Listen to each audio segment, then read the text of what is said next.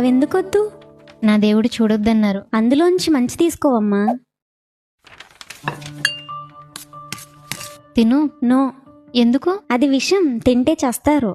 విషం తీసేసి అన్నం తినవమ్మా. అలా ఎవరు సపరేట్ చేయలేరు. ఎగ్జాక్ట్లీ.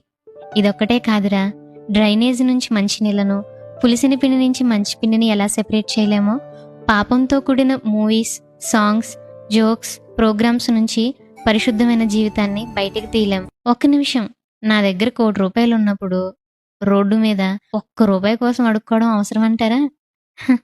కాదు కదా. అలాగే మన జీవితం మొత్తానికి అవసరమైనటువంటి మంచిని దేవుడు 100% బైబుల్లో ఉంచినప్పుడు ఏదో 0.001% మంచి కోసం మూవీస్ చూడడం అవసరం అంటారా?